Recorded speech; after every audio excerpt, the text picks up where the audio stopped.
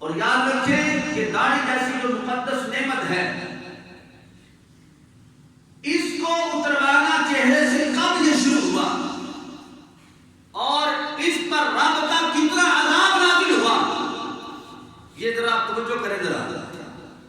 قوم لوط کے بارے میں آپ نے سنا ہوگا، اور عمومی طور پہ زیادہ ان کا ایک ہی گناہ زیادہ بیان کیا جاتا ہے کہ وہ بدکاری کرنے والے لوگ تھے، اور اس بنا پہ ان کے اوپر اللہ کی طرف سے عذاب آیا اور وہ قوم لوط جو ہے تباہ ہو گئی۔ لیکن حدیث مبارکہ کے اندر ان کے 10 گناہ بیان کیے گئے ہیں۔ کتنے گناہ کی؟ 10 گناہ قوم لوط کرتی تھی، اور ان 10 گناہوں میں سے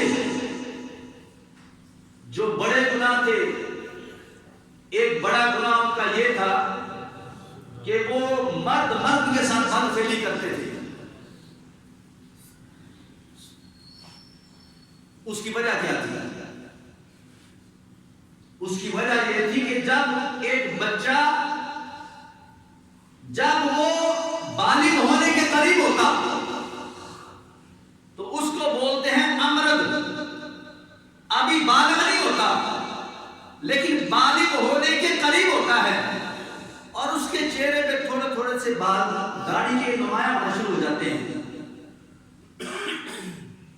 پھر وہ جیسے جیسے اس کی عمر بڑھتی ہے وہ بال زیادہ بڑھنا شروع ہو جاتے ہیں۔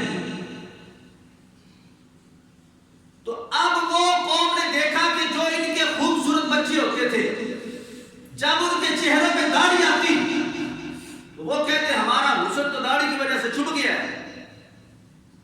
تو وہ اس داڑھی کو پھر انہوں نے کیا کیا؟ اتروانا شروع کر دیا۔ پہلا گناہ ان کا بدکاری کرنا، اس کی وجہ یہ تھی کہ وہ جو امرد بچے ہوتے تھے ان کے ساتھ بدکاریاں کرتے تھے، اور جب ان کے چہرے پہ جب داڑھی آنا شروع ہوتی تو پھر وہ کیا کرتے؟ اس داڑھی کو صاف کروا دیتے تھے۔ مونچھیں آتی، مونچھوں کو اتروا دیتے تھے۔ شراب پینے کے عادی تھے۔ یہ ان کے 4 بڑے گناہ تھے، اور پہلے گناہ کا سبب ہی داڑھی تھا کہ داڑھی کٹوانے والے تھے۔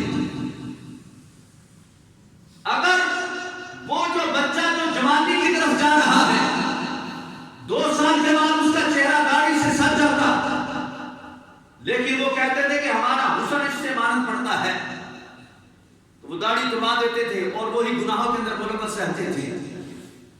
تو گویا کہ انہوں نے داڑھی کو ہٹا کے جس جرم کی ابتدا کی ہے اس کو بدفعلی کہا جاتا ہے، اس کو زنا کہا جاتا ہے۔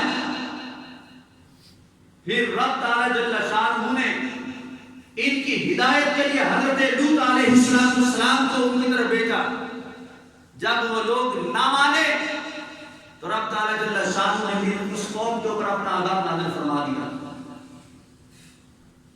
المختصر، دنیا کے اندر سب سے پہلے یوں کہہ لے کہ جس قوم نے داڑھی کو منڈایا وہ قوم لوط تھی، اور داڑھی منڈانے کی جو وجہ بنی وہ بدفعلی تھی،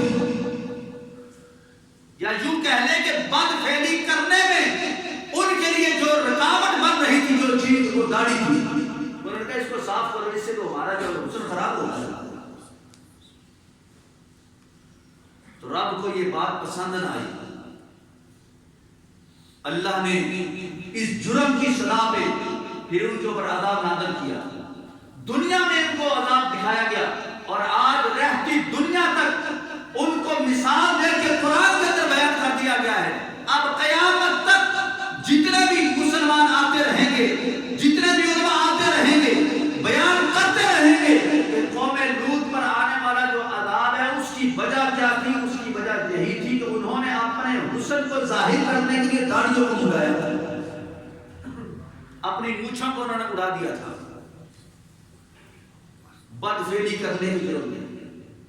اب ان کا ارادہ کچھ اور تھا، یعنی کہ اب دیکھیں وہ لوگ اس گناہ کے اندر ملوث ہوئے تو اللہ تعالیٰ جل شانہ نے عذاب نازل فرما دیا۔ تو اس سے یہ پتہ چلتا ہے کہ داڑھی منڈانا، داڑھی کٹوانا یہ اتنا بڑا جرم ہے، اتنا بڑا جرم ہے کہ رب تعالیٰ جل شانہ